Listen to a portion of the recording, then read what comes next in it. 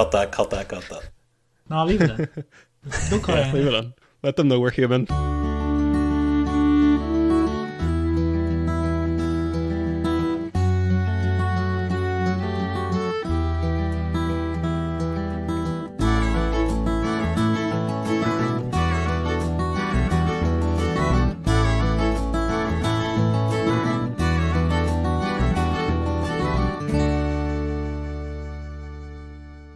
Hello everyone and welcome to the Audiobook Club podcast. Today we're not doing a book. Today we are just reflecting on 2022. As I said before in the last episode, we are a new podcast, so there's not much to reflect on, but we're going to give it a go anyway because we want to do this every year and have a top 10 list maybe.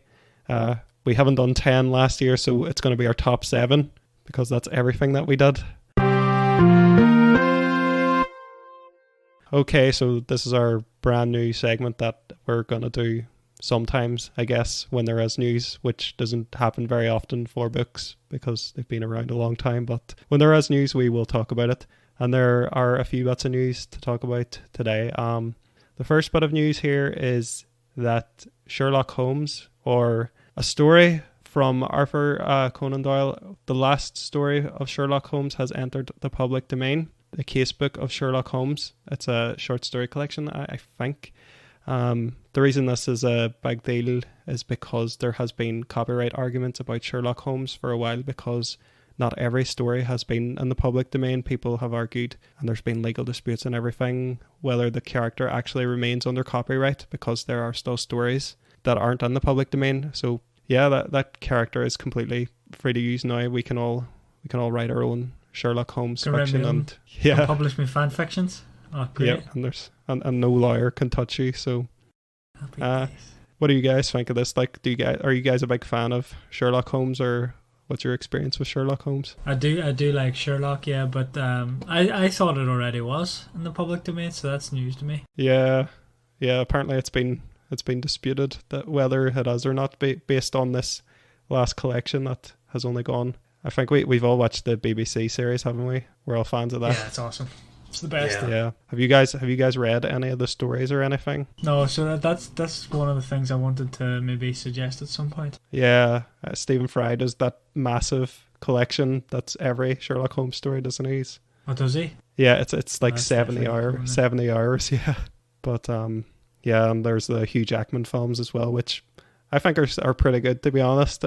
I think they're not as highly thought of as the BBC show, because I think everybody loves Cumberbatch so much doing that character.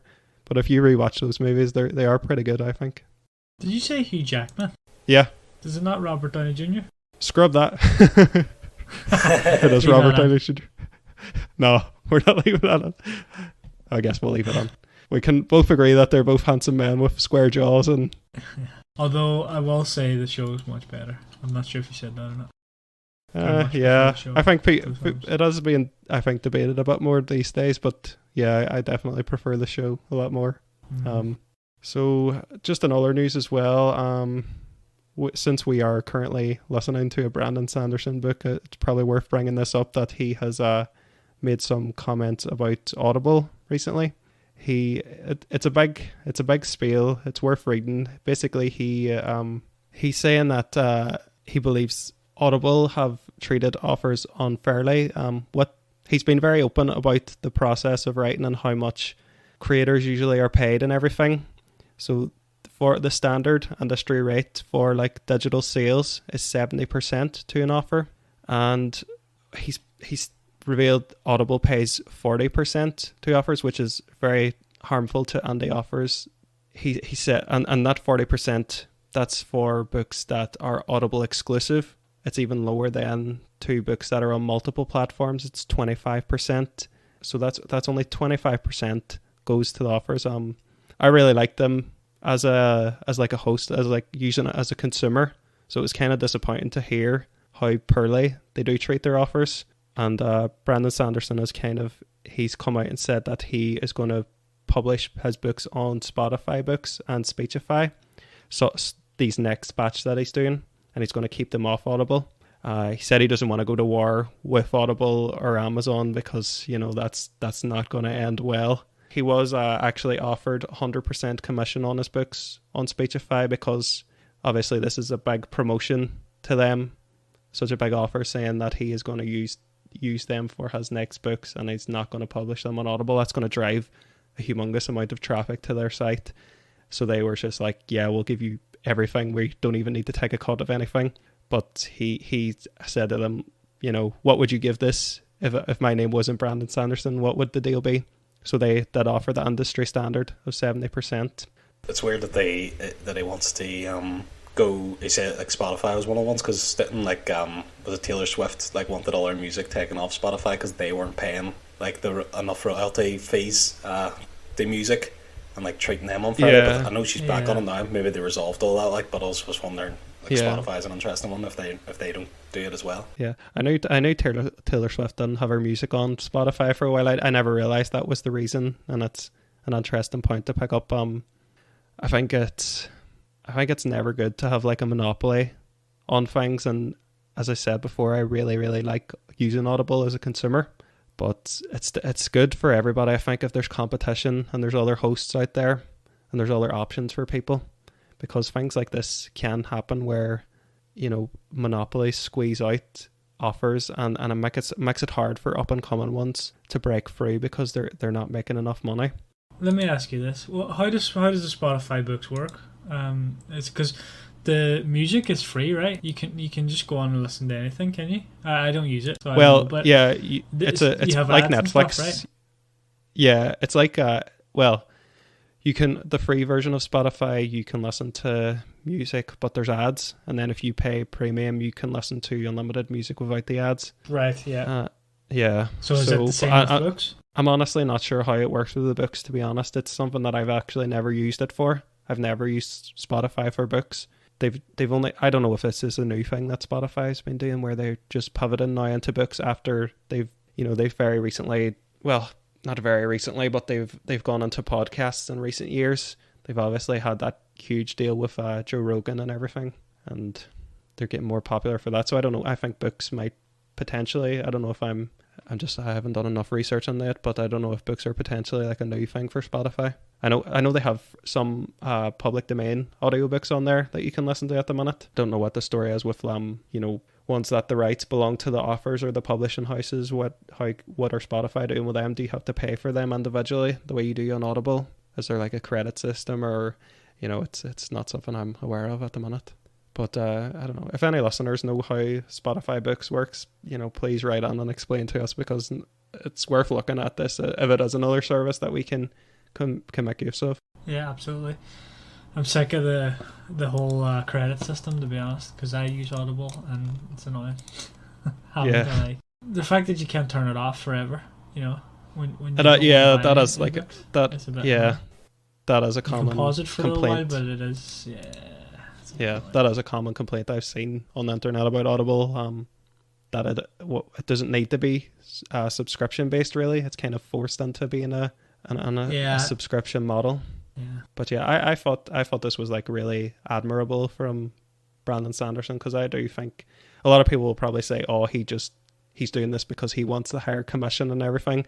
I don't think he'll make an overall net gain on this, because I think just like the exposure places like Audible can give, I think it'll turn out to be a net loss, and I think Brandon Sanderson knows that. But he is doing this purely as a statement. He teaches writing. He probably thinks of his students and stuff like that, how much harder it is for them to come through if the industry locks itself up like this. So I do think it's an admirable stance from him, and that's my thoughts on it anyway. So I'll go on to our last bit of news here, and the last bit here is Apple have now they've launched this feature of AI generated digital voices called Jackson and Madison. If you haven't heard about this, it's worth looking up and listening to them, because it is actually really good. They sound, in my opinion, really, really good. And what's the use case for them? Why would you want to do that? So basically, they are digital voices that read audiobooks. The reason that they would probably, I'd say that from a creator standpoint anyway, it would be interesting, because you can literally punch on a book and then it's created straight away. And I was like, somebody who has to read my stuff, it does take like an enormous amount of work. So I think that is part of it anyway. From like a listener, a consumer point of view, how does this make things better? I don't really know if it does make things better for a consumer at all. I suppose it makes things more consistent, and it's kind of a gimmick, isn't it? They know, oh, this is an AI read story. Would you guys be interested to listen to an audiobook read by an AI? It doesn't, as long as it's like not boring and dull, then yeah, it doesn't matter to me. Yeah. I think it's interesting because like I haven't heard a lot of like Alexa and stuff. It still sounds quite like robotic and like not human. Like you can just sense that like they don't have any like, I don't know, like personality or whatever in their voice. Like it just sounds like a dead voice. Like it's I wouldn't say it's you said about Alexa. It wouldn't be easy to listen. It's just like emotionless. But that being said, if they were to make it like indistinguishable from a real human voice, then I don't really see the problem. Like it makes no odds if it's entertaining, like Stephen said, it's still fun to listen to. Then that's why I'm listening. I'm not listening.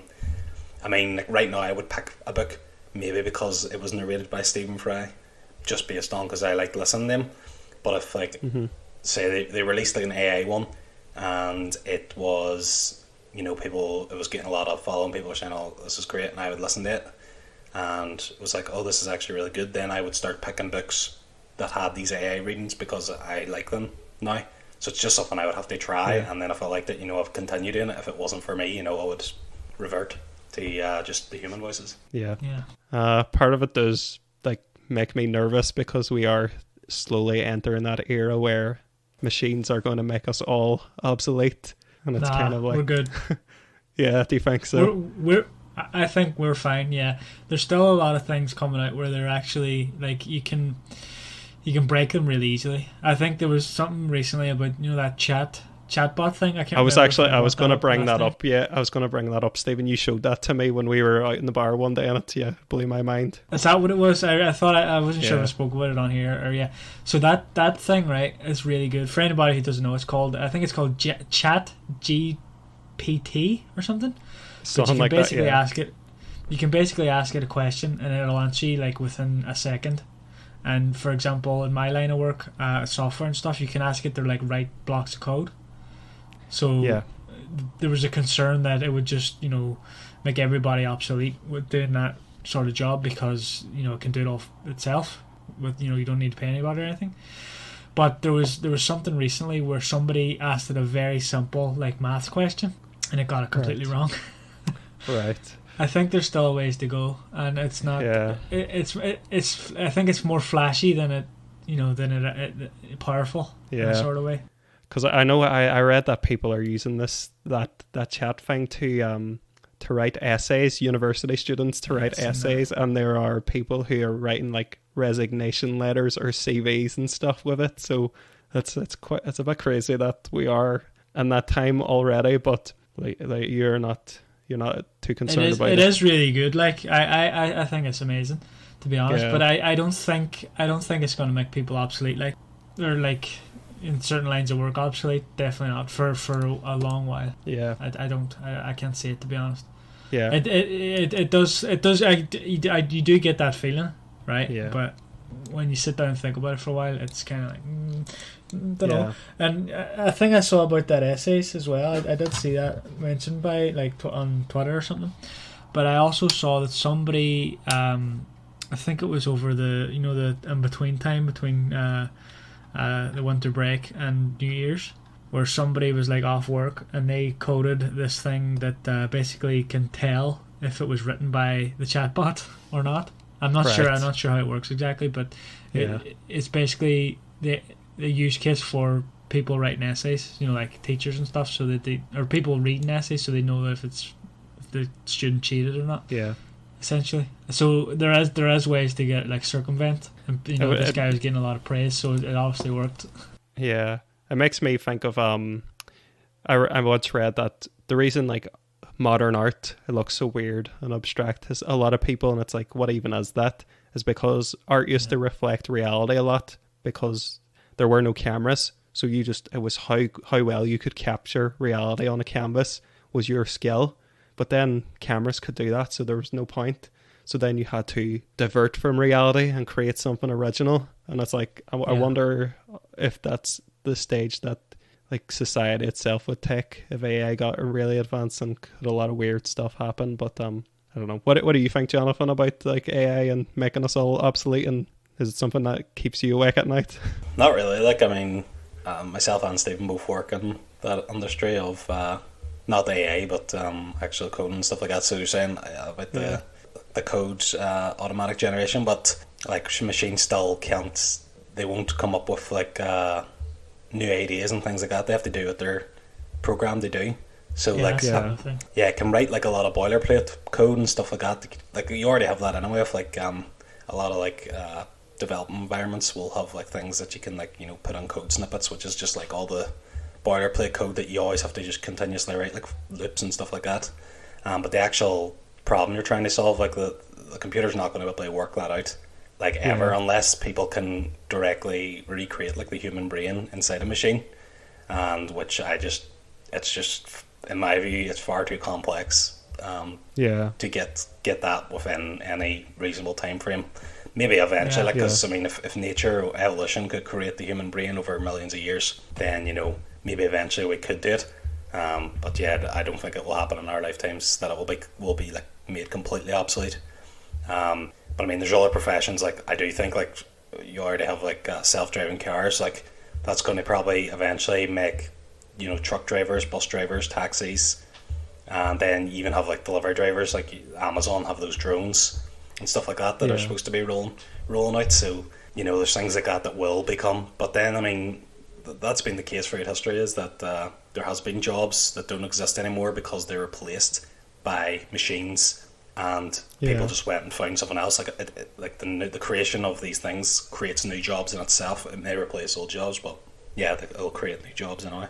Yeah, I think the thing I was thinking of is what happens when AI are like advanced enough to write books. But I think he's alright. Like they won't reach a certain level of complexity, but I could definitely see them writing like a cookie cutter kind of the typical popular romance books, or like James Patterson thrillers. Like I could see them writing books like that, which are basically reskins of themselves. I think the bot did do that. Yeah. So I think that is one of the things that they got it to do, is to write a book. Yeah. I don't know if it's any good though. I was gonna say I don't think I'll ever see it like write something like with the complexity of say Game of Thrones. I don't think that'll ever happen in our lifetime, but who knows? It's interesting. Is that one that the AI wrote a Harry Potter book? No. So I don't know how exactly it works, but there's something like there's this bot thing that you feed it in like blocks of text, right, and it can come up with things. So somebody basically fed in all the Harry Potter books and asked it to create a new one, and it's terrible. Like it just makes no sense. It's actually really funny. What's it called again? Even the name of it is like, it's just crazy. Like you can see when you read it, like you can see where it's like picked common phrases and stuff, or common words that have cropped up and reused them in sentences, but the sentences don't make any sense. Yeah, I think I might have read that before, Stephen. It kind of rings a bell. Well, it's called, let me see, Harry Potter and the Portrait of What Looked Like a Large Pile of Ash. It's actually really funny. I think from a comedy perspective, like this would probably be something you'd want to read just for that, like not for the actual engaging story of Harry Potter, but actually because it's stupid. There is a subreddit where it's AI generated memes, and they are absolutely hilarious. How like just weird and random they are. It's so funny. I can't remember what you call the subreddit, but I think if you Google AI generated memes Reddit, you probably find it. Yeah. Can I read a passage from go for it. Okay, so this is one of the paragraphs. Hermione suggested that they listen to the Death Eater's meetings, so the trio made their way to the castle roof doors landing. They almost ran in, but witches aren't climbing. Ron then looked at the doorknob, then painfully at Hermione. saying that the door was closed. Mr. Staircase, a resident ghost, elaborated that it was locked. They screamed at the door and asked it to be replaced with an orb. Then Hermione cried out the password, "Beef women." And that's an excerpt from Harry Potter and the portrait of what looked like a large pot of ash. That was pretty good. That's poetic. The Death Eaters were dead, and Harry was hungrier than he'd ever been. That is everything I wanted to bring up in news. Do you guys have anything? Or, as I said, books aren't really like known for having breaking news stories every couple of weeks. There was a weird thing where a lot of things happened at once, but yeah, well, I think we'll go on then. We're gonna, so as I said, we've done 7 books, so we haven't done enough to do a top 10 this year. We're gonna count down our top 7 from 7 to 1 and just say what we think about them. Has anything changed or anything like that? So well, we could do a top 10 because we haven't read 10 books, but we have read more than 10 stories. Listened to more than 10 stories, I should say. I guess, but that would make things complicated then. How do we? I suppose because okay. Fine, Michael. Cut that. No, leave it in. Don't cut it. Leave it on. Let them know we're human. We're not AI, so we have to work things out. Not yet. That's just what the AI. I know. That's exactly what I was going to say. And then something about an orb replacing a door. Yeah, Mr. Staircase. Yeah. That's a really good like fantasy name though. Like that reminds me of the American Gods, Mr. Wednesday from the American Gods, Neil Gaiman. So on that topic, I guess we'll go to number 7 on our list. Stephen, what was our 7th best book of the year? Our 7th best book of the year was Inferno. So that was the one where they go to hell. It's kind of like is remake the right word? Is it? I wouldn't call it a remake now because the original's referenced in this book. Yeah. I'd say maybe. Well, I don't know if that makes it a remake, but anyway, I would say it's like a requel. Telling a requel. Yeah, that's a good way to put it. Yeah, isn't that the Hollywood word these days? A requel. Yeah, like Star Wars. I forget the name of Force Awakens, for example. Yeah, exactly. Yeah, so it's like a requel of Dante's Inferno where they go to hell. What was our average score on that? The average score was 3.5 stars. 3.5 stars. So you gave it the highest with a 4. Yeah. In retrospect, I think I'm a bit more lukewarm on it now. That I did enjoy it at the time, but as I distance it, like I don't know if I would reread it or anything. How do you guys feel about it? Yeah, I don't think I might read. I think I said this in the episode too. I think I would read it again, but I wouldn't listen to it again. It was a bit daunting to read, even though I suggested it. And I have listened to it twice already. You know, I don't think it's one I would listen to again. Yeah, but you never know. I give it a 3. I think was it. You gave it a 3. Yeah. Yeah, and yeah, no, I would not really listen to it. I mean, it was worth listening to, like, but I feel like the story. Like it's not like a story I'd want to rehear. I've got it now in my head. It's there, and I'll just go leave it at that. However, if they do another requel in the future, sure, I'll probably listen to that. One thing I will say about it, I think it was memorable because I listened to so many books that you just don't remember because there was just like they didn't offer anything that unique and they just didn't stand out. Whereas I do remember most of Inferno still, so I think that's a positive in its book, but I think 3.5 is probably about right where I would feel about it now. Yeah, I think I think my score wouldn't change, to be honest. I think I remember at the time the narrator did pull it down a lot for me, as I remember, and like I said, I think I would read a hard copy, but yeah, I'm not going to rush it. I remember the narration was a bit like that old style science fiction reading. Kind of radio drama kind of voice. Okay, I guess what was our number 6 book of the year, Stephen? Our number 6th book of the year was the other book that I suggested, which was Reliance. Yeah. So that was the one. Remember where there's a CME, coronal mass ejection, and Earth loses power, basically. That's right, yeah. Yeah. Yeah, so it's basically a powerless Earth, which is that's the name of the series. It's pretty descriptive on what it is. Yeah. I really like this one, obviously. I suggested it. I think it was really well done. I can't remember what the narration... I really like the narrator in that too. Yeah. I think, though, he gets points for being Irish. Yeah. I think we all had issues with the Belfast accent. It wasn't that it was bad. It was actually really, really good. It was slightly annoying at times. Yeah. I still feel about the same on this book. I enjoyed it, and I wouldn't mind if you ever or somebody else ever picked a sequel.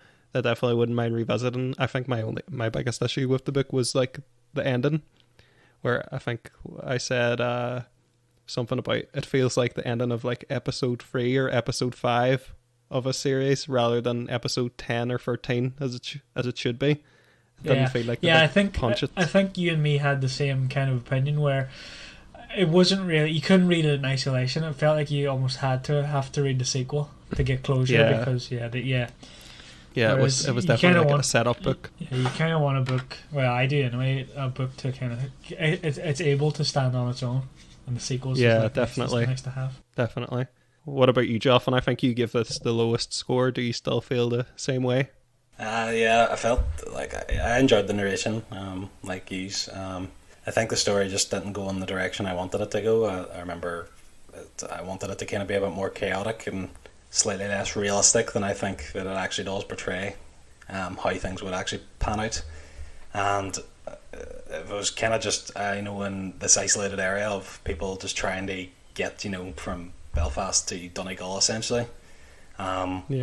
Maybe a book like this that covered more, maybe not like global, but like say like the Great Britain kind of area. You have the whole government set up there too.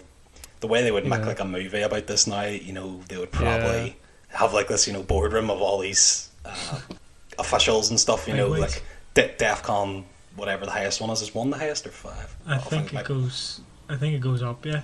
Right, so DEFCON 5, like everyone's just like losing the crap and around the table and trying to figure out a solution. Like more epic kind of like. Yeah, more epic. Yeah, I think it was a bit too. Yeah. See, I don't think I would like that. I don't think I would like a proper, sort of end of the world type, like a realistic one. I don't know. I was actually going to bring this up too during the review that we did, but I forgot. I did kind of have that thought too, Jonathan, because what's considered a lot by a lot of people, it is kind of debated, but I would say that the majority would say Stephen King's best book is The Stand, and that is like an apocalyptic novel.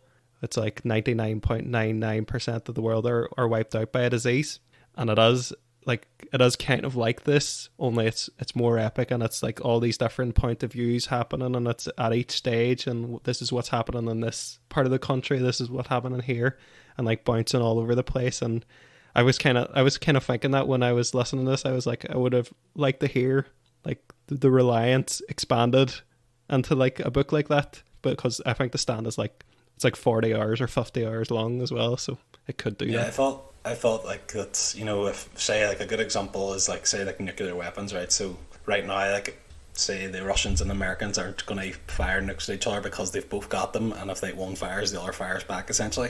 But say the power goes off, right? So none of them can fire, but then like news breaks, so the Russians have got some electricity back, they've got their nukes and they know we don't, kind of thing like that. That's the kind of generator. Yeah, exactly. Yeah. Just a backup, just a wee petrol generator underneath this big massive That's exactly what I was picturing. Yeah. But yeah, something like that, where it's absolute catastrophic kind of level.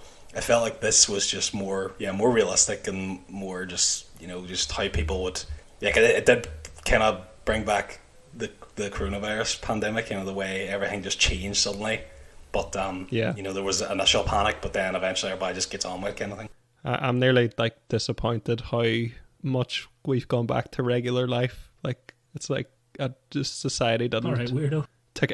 No, it's just like society didn't take any lessons or didn't adapt in any way. Yeah. I know like some people are working from home who weren't, but even nearly everywhere is trying to undo that now. It's kind of disappointing that we couldn't take something good out of that, but Well, work for my line of work anyway. It seems everywhere's offering that now, work from home, because they realize that's good. Really matter. I think wasn't one of the first places that actually said they're going to let their employees do that was Twitter, and now like Elon Musk has taken over. He's like, if you don't come into the office, you're fired. Yeah, he's very much against that. Yeah. I don't know what's happened. I used to like really like him and stuff, and I think he's just like lost the plot now. Like I don't know, man. I don't think he's changed. To be honest, I think the media's just turned on him. To be honest, I still hold my Tesla shares, and they have taken a real beating this last year. So, my God, I'm really glad that he hasn't done anything in the last couple of weeks. But so I guess we should move on here to our fifth book. Stephen, what was our fifth top book of the year? Our fifth top book of the year was 2001: A Space Odyssey. Yeah. What was our average score on that? The average score was a 4. A 4. Yeah. This is obviously science fiction juggernaut. Like it's a classic, and it's probably the most literary book that we've done so far. Unless I'm forgetting one. I think it is. Like it's the one that would be on the top 100 lists of all times that it's probably the only book that would be found on there that we've done. I was kind of intimidated to review this book, but I really enjoyed it. I think Hal is one of the best, most iconic villains. I know we debated whether he is a villain. Well, one of the best, most iconic antagonists of all time.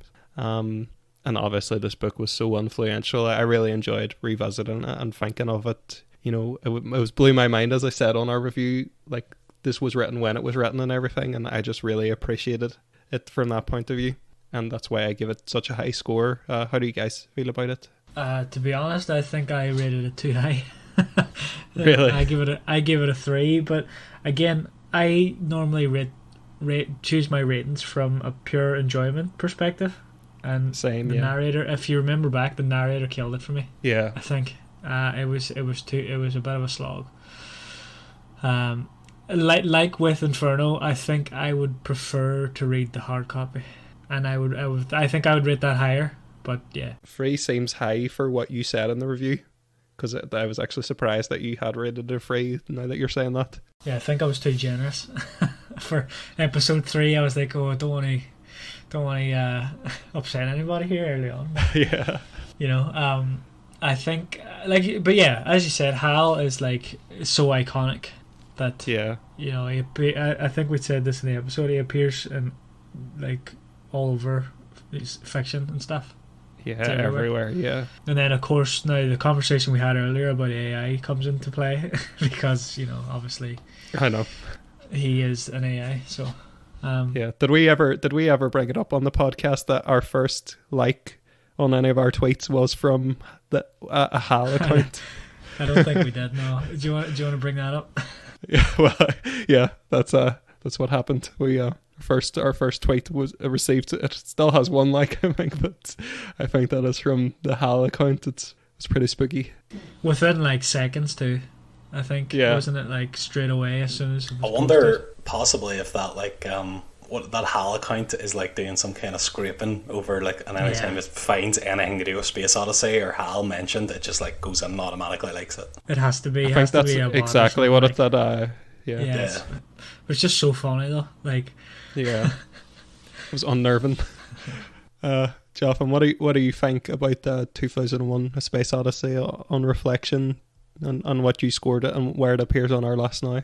I mean, this book was my choice, and I chose it exactly because it was probably one of the most classic science fiction books. Like, definitely introduced a lot of things like AI, space travel as well. It kind of revolutionized that, and because as I mentioned in the actual episode itself, we hadn't even been to the moon or anything when it was released. So, it was kind of pure guesswork on the author's part in terms of what would happen out there. And I mean, I guess like a lot of it is probably, I'm sure he did some research, but a lot of it's probably, they wouldn't know what, fantasy essentially, or fiction as the genre is. But no, I still agree. I think I gave it a 4.5. I would still agree with that. Like, I think I really enjoyed it, especially after I enjoyed all the Hal stuff, but after that, when it gets all weird and things like that, I really enjoyed that too. Yeah. So yeah, for me, I'd still give this the same rating. Just of pure enjoyment and of how influential the book is. You know what I'm just thinking? Did we said it was a top 7? Is it not actually a top 6? Yeah, I've just been thinking about that too. 6, that's it. Okay. We have read 7 books, but we haven't done 7 episodes. All right. So, and sorry about that, everybody. Inferno is number 6. Reliance number 6 is number 5. Number 6, Inferno. Reliance is number 5. A Space Odyssey is number 4. Is that correct, Stephen? That's correct. Yeah. Yeah. Okay. Sorry about that. So it's actually a top 6, not a top 7. So we're currently listening to our 7th book and haven't reviewed it yet. Okay. What's our third top book then, Stephen? Our third top book is Norse Mythology by Neil Gaiman. Yeah. So that was another Jonathan recommendation. That was our most recent book. How do you guys feel about that? It hasn't been that long since we discussed this. It was only about a couple of weeks ago, wasn't it? No, that was the last book we did, and to be honest, I've thought about it a few times since, which is weird because normally I just finish them, we do the podcast, and then I completely forget about them. But I have thought about Norse mythology a few times, and I think I rated it too low. Reflection, really? I think I did really enjoy it, but I don't know. I think it was just I got stuck on a few of the minor points if you remember the episode. I couldn't let it go, so I think I was a bit jaded from that, and I rated it low. But yeah, I mean it's a good book. I think I will definitely listen to that again at some point. Maybe not the whole way through though. I might just listen, keep it downloaded and maybe put a chapter on at some point. I know. I think the fact that it had that format of being multiple short stories. Each chapter is a different story is good. You can listen to it in any kind of order. I know they do start with the beginning and end with the end, but I mean, apart from that, everything else seems to kind of happen in any order. Like there's, you can read it at any chapter you want at any time. Yeah, I was going to say, I think it would be a good going to sleep book, where you could play like a chapter as you're fading off. So it's not too important if you miss anything if you've already listened to it anyway. But I definitely would keep it the same. Like third best book is probably where I would put it on my own personal ranking. So yeah, I agree with its place in here, and it's a book that I said I'd already read or listened to 3 times, and I probably will go back for a 4th eventually. I'm trying not to re-listen to anything though. At the minute I'm trying to get through as many unique books as possible at the moment, but when I'm revisiting things again, this will probably be on my list of things to revisit. So we all agree that Norse Mythology was a great book, and it deserves to be third on our list. Yeah. I wouldn't say it deserves to be third, but maybe 4th. What was our second top book of the year then, Stephen? Our second top book of the year was Harry Potter and the Philosopher's Stone by J.K. Rowling, which is a surprise because I thought it was going to be number 1.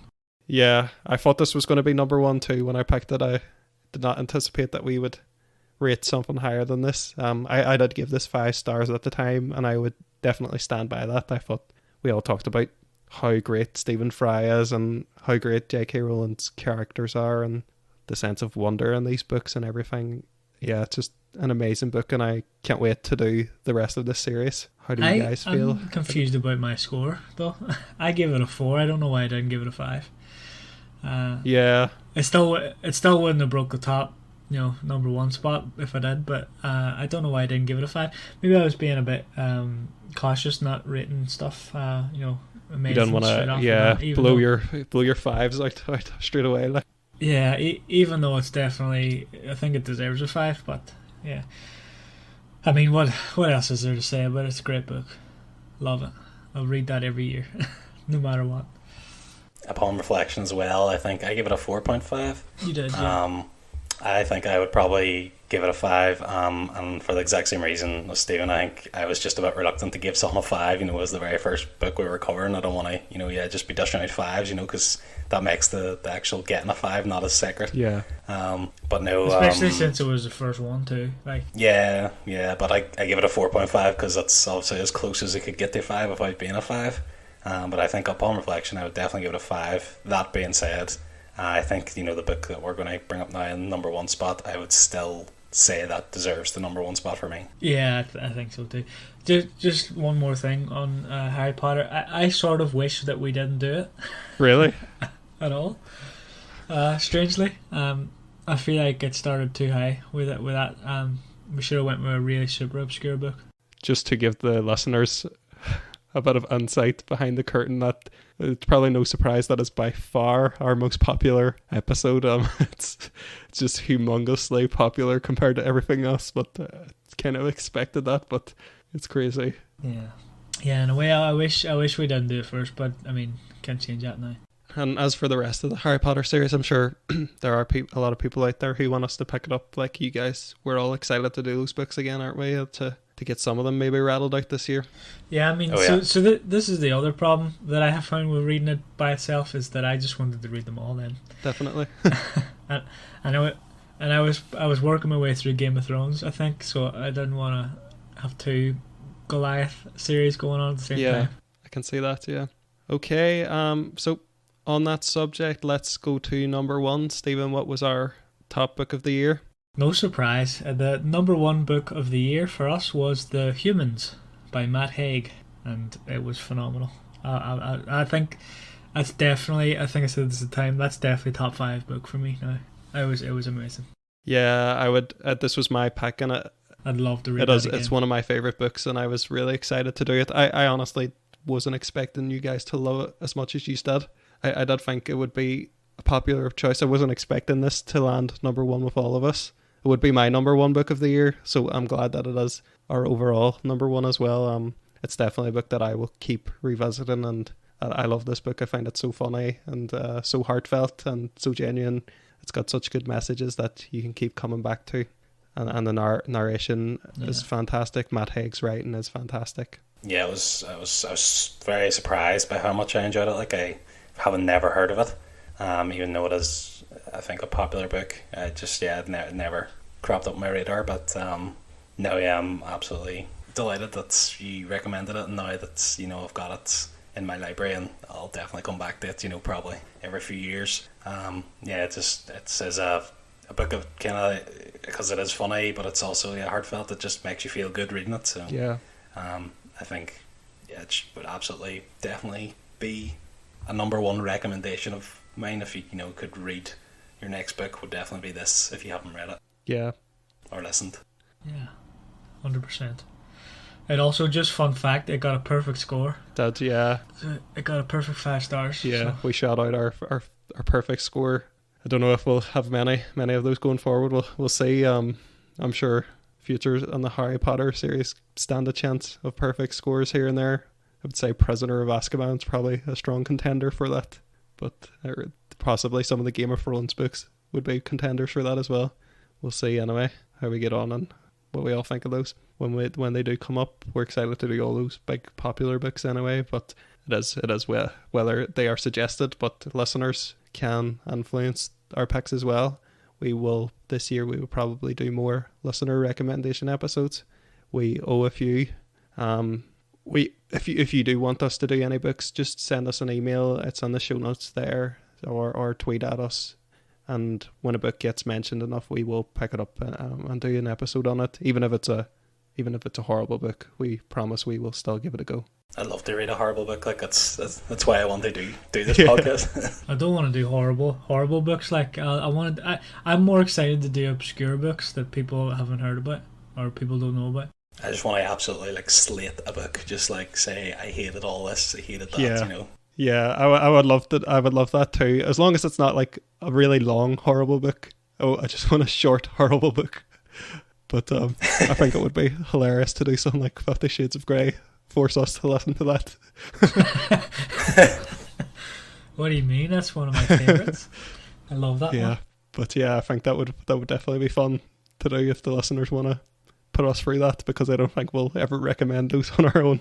Well, you never know. Yeah. So that's our not our top 7 of the year. That is our top 6 of the year. We are still listening to our 7th, which is the first Mistborn book. It's a big book, so might take a while to get to that one. Yeah, it is a chunky old book. Before we do plugs and stuff, I just wanted to go over the stars that we gave and just some interesting points to bring up. So based on that list, it's clear that Michael recommends the best books, and I recommend the worst. so I'm hoping for big stuff out of Michael this year. I want to see a lot more 5 out of 5s. I have a few up my sleeve, Stephen, but I'm a lot of the books I wanted to recommend were science fiction books, and I wanted to like branch us out a bit. I was like, yeah, me too. Yeah. So yeah, there's definitely so many that I can't wait to recommend. There's a long list. I've like listening to a Stephen King book at the minute, Misery, and I think the narration on that is probably the best audiobook narration I've ever heard. The performance is just incredible. But really, yeah, it is just phenomenal in my opinion. But anybody who's listened to that book, it's yeah. But I was just thinking, Stephen King, he's got like I think 60 or 70 books. If we just did Stephen King books, we could do this podcast for years. So we will never run out of content. But no, let's not do that. No, I know. I'm actually Stephen King is one of my favorite authors, and I'm hesitant to recommend any of his books because Jonathan isn't a big fan of horror. I'll probably read the horror, but I don't think I would watch the movie if there's a movie on it as well. Yeah, I probably would. Like, I'm grown up now, Michael. You can handle it, yeah. No, Michael, you don't have to show him up on the podcast. Like, no need. I'm willing to do anything for the pod, like. Just a few more interesting things. So based on the list, Michael's stars are all in order. So going from lowest to the highest. Oh really? Which is interesting. Yeah. So the list matches my list. Yeah, pretty much. Yeah. Which is another interesting one. Jonathan's is almost the same, but the first 2 books are the wrong way around. Yeah. But other than that, yeah, it's pretty good. And mine is all over the place. Another thing, Michael didn't rate anything below a 3 or below a 4. Yeah, I've been extremely generous. I mean, he's too generous. I think way too generous. We need I think. Yeah. Get that book that we know Michael's not going to like.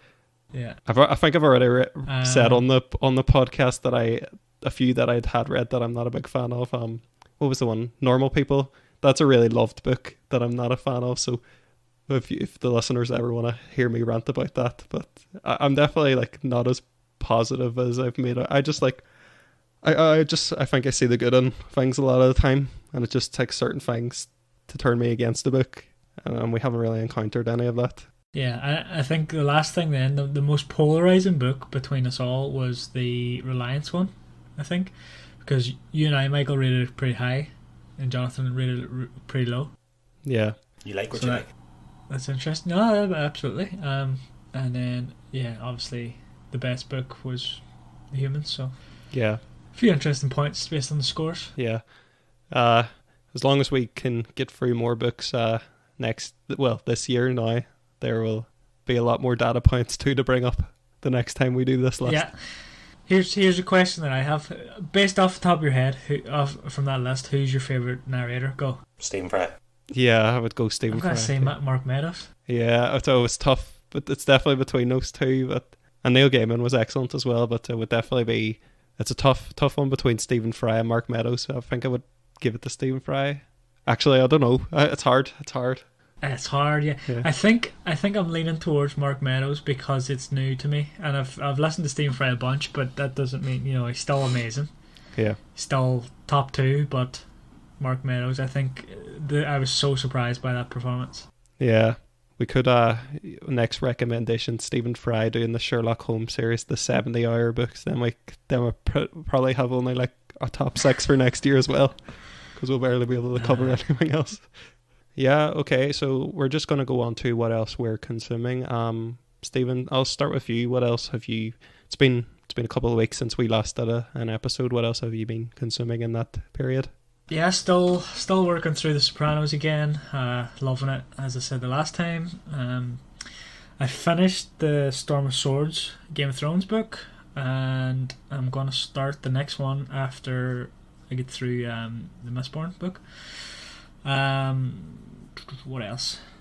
I can't think of anything else, to be honest. I've watched and seen so much stuff since, obviously Christmas and stuff. Yeah. That, it's all kind of a blur. To be honest, let me think. Yeah, what I want to watch is, if anybody knows if it's good or not, it's called Slow Horses. Right. You've seen that? No, I've never heard of it. It looks pretty good. It's like a spy thriller show. It's got what do you call him? Gary Oldman is the lead in it. Ah, right, okay. It looks pretty good. It's on Apple TV. Nice. But it looks interesting. I want to watch that. So if anybody knows if it's good, let me know. I might have watched it by then. I can argue with you about it. Jonathan, or what have you been consuming the last couple of weeks? I've been watching a show. It's called The World at War. It was released in the 70s, and it's narrated by Laurence Olivier. It's about World War II essentially, but because this was in 1970s and they didn't have a lot of video editing and software. If you watch a World War II documentary now, it's like renewed in new colour, and then you don't even know how much of it's computer generated or like actual real footage. Whereas this here, it was made in 1970, so it's got more or less all real footage. The only thing I always wonder is, do you always see like gunfire and explosions and stuff, and I'm like, who the hell is standing there with a camera filming? That's why all this is going on. Like, but no, it's an old series, like, but it's quite interesting, especially if you like your history or your World War history. I think there's about 30 odd episodes. It's quite a big series as well. Just like one season, 30 episodes kind of thing. That's about it in terms of actual entertainment thing. I've been doing a lot of programming stuff, like learning different things. I've just started on a new project here, so I've kind of got a lot of work daily now. I can't sit and play Pokemon anymore. So. Yeah, can we have a quick Pokemon update? I don't know if that made it into the episode or not. That has to be a segment at this stage. We'll make a segment, the daily Pokemon or the weekly Pokemon update or whatever. I know. I think I completed Red, Blue, Silver, and Gold. Was going to move on to Crystal and just haven't got around to it yet. So, but no, and the show as well. I think I finished the first season, but yeah, I've kind of gone off that. But I'll get back to it eventually. I'm actually a geek back into now. I kind of go through phases of like maybe a month where I'm focused on one thing. So right now I'm going back into kind of my game development, where I actually want to make my own game phase. So I'm going to work on that now for a while, and then I'll probably return to a playing game kind of phase. And speaking of playing, I've also been playing a lot of FIFA 23, which absolutely terrible game, but I just can't stop playing it. It's just one of them games. It's just complete, so unfair at times, like, but it's just so addictive. It's just mind popcorn. Yeah, but no, that's mostly what I've been at. Yeah. As for me, I have finished House of Dragon. I said before the series started and when it was announced and everything, I kept saying to people that I was too hurt to go back to Game of Thrones. I'm not going to revisit it. I'm not going to support these shows. I'm not going to care about them. Then eventually, when House of Dragon was all out, I was like, I'll give it a try. Watched it, and I'm absolutely hooked, and I absolutely loved the show. It was awesome, yeah. Yeah, it was incredible. I forget the actor's name. He's quite a big actor, so I should know it. Probably King Viserys, yeah. Yeah, he was incredible. He was absolutely amazing. Yeah, he was probably the standout performance, but there was so many great performances on the show. It was just so well written, and like I think I said before on the podcast, it's so refreshing to have like political Game of Thrones back. Yeah, back on form Game of Thrones is really nice to have. Yeah, prime Game of Thrones it feels like is back, yeah. And yeah, I'd definitely recommend anybody who hasn't got back on that. I know Game of Thrones hurt everybody a lot. I'm still hurt as well, but it's really worth it. I think I said to you as well that I'm listening to Misery. I'm working my way through Stephen King books at the minute, and I'm on Misery at the moment. It's really incredible audio performance. And I also listened to David Mitchell, a book by David Mitchell. I'm trying to remember the name of it now. Dishonesty is the second best policy. Like, I'm not really like that big of a fan of David Mitchell. It's not like I don't dislike him or anything. I just don't. No, I haven't really watched anything or listened to his. I don't really know much about him. Watch the football. Yeah, that's basically everything I knew about David Mitchell before this book. That's that video, but the YouTube video about football, which is amazing. But is that all the football all the time and stuff? Yeah. Watch the football. Look, it's going to move. Is that like the football now, all the football and nothing but the football? That's from the Mitchell Weblock. Yeah. Right. Which is a great show, by the way. That's a great show, yeah. Watch. It's great. I don't know, it's not on anywhere, though. It's the only thing. It used to be on Netflix, yeah. But it's not on there anymore. Yeah.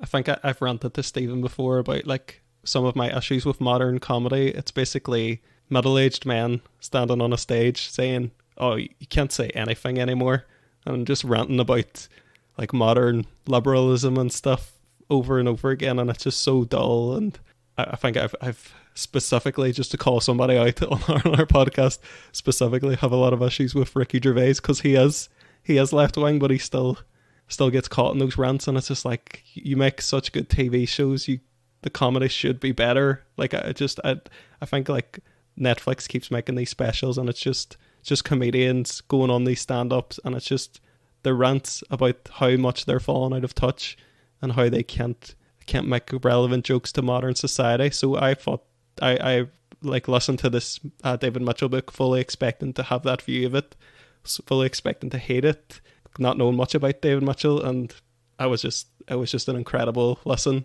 I didn't realize that he was a columnist, and he's just so insightful, so funny, so witty. And I was saying to Stephen before the episode, I was like listening to this on walks, and I had to like cover my face from like, so I didn't look weird, because I was constantly laughing.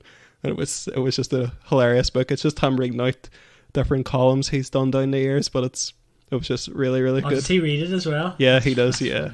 But yeah, I would definitely recommend it. And I went on thinking this is going to be a complete drag for me, and I'm going to hate this, because I thought that's exactly what it was going to be. It was going to be another one of those long rants. But no, it was completely, I loved it. I might buy that. It actually sounds really funny. It's really funny, yeah. No, seriously though, Michael, watch that Mitchell. I need to. I'm not that connected to like British pop culture. I'm more like, a lot of the shows I watch are American and stuff, so I just don't know British humor or anything. I haven't really watched that many shows, to be honest. I wouldn't even say it's mainstream, you know. Yeah. But it's like really funny though. It's sketch comedy. Right. Yeah. But yeah, that's it. That's really everything. I've been watching a load of horror movies too. Yeah, that's everything. I wanted to just mention, I haven't watched it yet, but I think the HBO released that the Last of Us TV show. I think the first episode is out. Right. Is that not out? Is that not next week? Maybe it's like, because I've seen reviews for it, and maybe it's like the pre-reviews. Like a lot of those people get early access and stuff. But I heard it got like 9 on IGN and 100% on Rotten Tomatoes. So Pedro Pascal's in it. Just anything he's in is automatically good. Yeah. If he's the leading song, like the Mandalorian is just amazing. Like, but even though you don't see his face for most of it, like it just, I don't know, he's just great at acting that character. Like, yeah, it's set to debut on the 15th. Ah, cool. So this episode will probably not be out by then anyway. So. Yeah, so it'll be out by the time people listen to this. But no, yeah, I'm looking forward to that. I'll probably give that a watch. I was just gonna say, on the subject of Pedro Pascal, one bad movie that he's been in is probably the second Wonder Woman, but if you watch that movie, was he the lead though? He wasn't, but I was going to say he was by far the best part of the movie, and he's incredible in it. He's completely overacting, but I think like intentionally, and it's a great performance in a bad movie.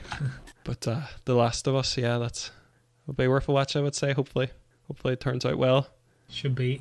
I never played the game. Well, I played a wee bit of the game, but because it's a PlayStation exclusive. It's actually now coming out on the PC.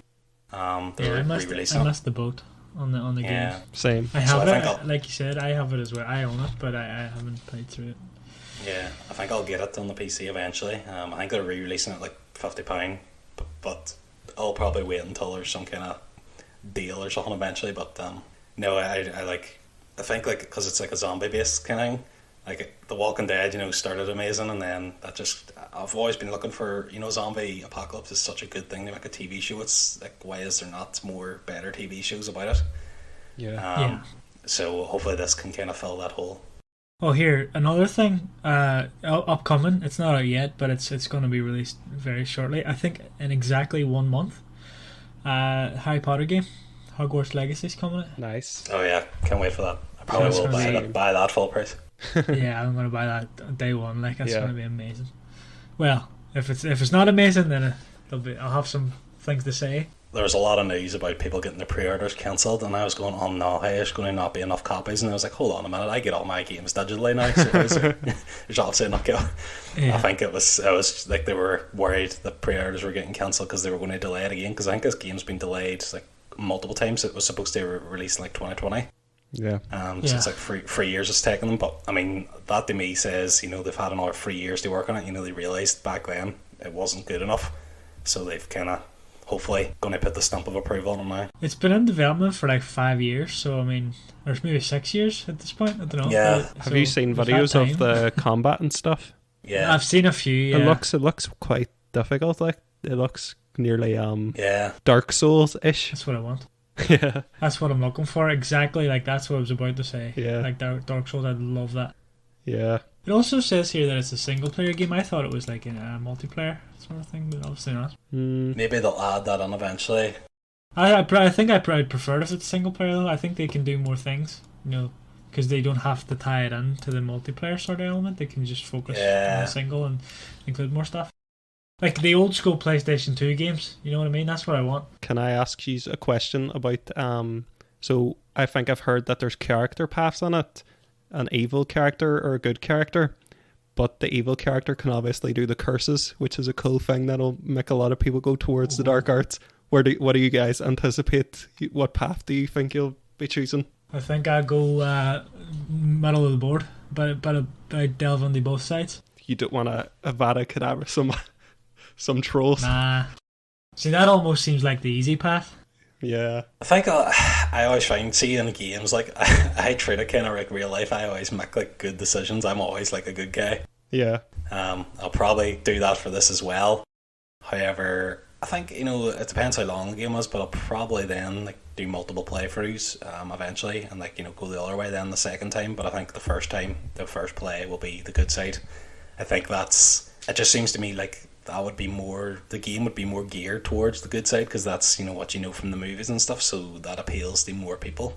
Yeah, but I don't know if that's true. I'm just speculating that, so it might be like better to be good. Yeah. However, it seems like the bad, if you can use those curses and stuff, you could be quite powerful. So I'm sure there's elements, there's probably things that the good side can do. Yeah. The dark side can't do. So yeah. I hope there's a lot of like difference between like characters that are built. For example, there's 4 houses, right? I hope there's like not completely different, but very different stories that happen depending on which house you pick. Yeah. I really don't want it to be like you pick one and it doesn't just really changes matter. the colours. Yeah. Yeah. Yeah. I think probably go good as well. The only game I've ever played where I was like not a good person was Red Dead 2. I just for some reason picked up that game and decided I was going to be an absolute monster. And then like spoiler alert, if you haven't played that game, skip ahead. The character gets tuberculosis about 3/4, not even 3/4, I think a bit sooner than that into the game. And then for some reason I was so emotionally invested in it, I had like a redemption arc then, as is the title of the game. I love that. And I became a good character, and I swung. I was actually right at the end of the bad spectrum, and I got onto the good spectrum just at the end of the game and got the good ending. So it felt like a real character arc. But yeah, that was one of my best gaming experiences. So what you're saying is, for Harry Potter, choose dark, get the bad spells, but then swing the good, and then you'll just be all powerful. Yeah. Avada Kedavra, a few people then be like, nah, this ain't for me. Which house are you going to pick? If you're allowed to pick, I actually don't know. I think you are allowed to pick it. I mean, I don't want to be up here, Gryffindor, mainstream, maybe Ravenclaw, as in Hufflepuff, That's supposed to what be I'm the dunce house, and then Romper house there. yeah, so Ravenclaw is supposed to be the smart house or something, and then obviously you have the good and bad houses. Yeah, I feel like if you're a good character, you only really have two choices, like the Ravenclaw or Hufflepuff or Gryffindor. Oh, really? Oh, do you maybe Hufflepuff? I don't see it as a valid choice. I wonder Really if he can. Let's go. Like, can you pick, or does like the Sorting Hat like pick it? Because I'm sure, like, when you create your character and all, you always have those like things where you assign your traits and all, your starting traits. Yeah, see, that's what I was thinking. Yeah, that could be like, I don't know. Maybe it would be good if you got a like choice to do that. If it's like you want the hat to pick, or you want to pick. Because I think I would just let the hat pick. I want the hat they pick, but I also want to be like, no, don't pick that one hat. Like, not Slytherin. Not Slytherin. Not Slytherin, eh? Yeah, basically anyone but Hufflepuff I'll probably be happy enough with. Not Hufflepuff. If it picks and I get put in Slytherin, I'll make my mind up to be the bad wizard, and otherwise I'll be the good wizard. No, see, I'm going to go the other way, I think. Go on the Slytherin and be a good good wizard. Now that you said that, yeah. Or go on the Gryffindor and be a bad wizard. Yeah. So after that long tangent on this week's Harry Potter segment, let's go on to plugs. Stephen, are you working on anything or doing anything at the minute? Nah, nothing on the go. I did just buy a Mac, and I am planning to do some more dev, like personal dev. Yeah. So might have some stuff for you in the upcoming episodes. I have a few app ideas and stuff that nice. I work on. So nice. Jonathan, or do you have anything you would like to plug? Anything? No, nothing particular. Started back into kind of doing my game development. I'm actually going to try and use Unity. So it's like a pre-built game engine, rather than having to build it yourself. Like I was doing in C, but I was really just using that to like kind of learn C. But I'm hoping to use this, and you can actually you can use it all for free, and you can release an app for free, and you can make money off it up to 100,000 before you have to like upgrade your subscription to their pro version. Right. So I mean, if my game's making 100,000, fair enough, I'll upgrade. Like, but it's a good problem to have. Yeah. No, that's pretty. That's pretty handy. But no, because I've kind of learned I wanted to learn how everything worked internally first, like the game engine. So that's why I was doing the C way first. And now that I understand all that, I may as well, use this now so I can focus more on the game side of things, as opposed to you still have to develop your own stuff and all. I think the Unity uses C# or C++. It does, it's C#, yeah. Yeah, so I'll probably be learning some of that as well. But hopefully I'll have something to actually discuss. I've got a few game ideas as well, so hopefully bring that up in future episodes. Nice one. Yeah, I'm still like writing away at stuff as well. I looked at the listener stats at the Dark Tales, and it's like already more popular than the book version on Wattpad, so I'm like, now I want to make everything an audiobook because it seems to be like a far popular medium. But what's the numbers like on that? It's about the same, around the same as our episodes for this, apart from the Harry Potter episode, which is a freak of nature, but it's nowhere near that. But it's near our like standard episode kind of rate.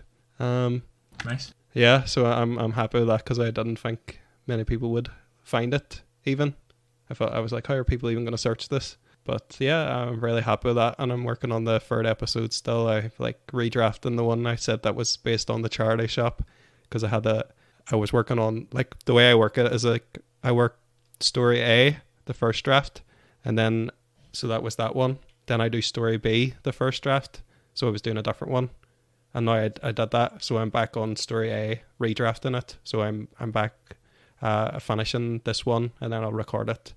So I'm probably not far away from getting that one out. I would say a couple of weeks maybe. So yeah, I'm looking forward to doing that one out and everything. And I think I might start doing Soul Bonder as well. Read that out, just because like the listener stats have been so encouraging that I'm kind of wanting to do that. But I'll see. if I have enough time as well, especially as I'm editing these episodes as well. But yeah, that's everything that I'm working on.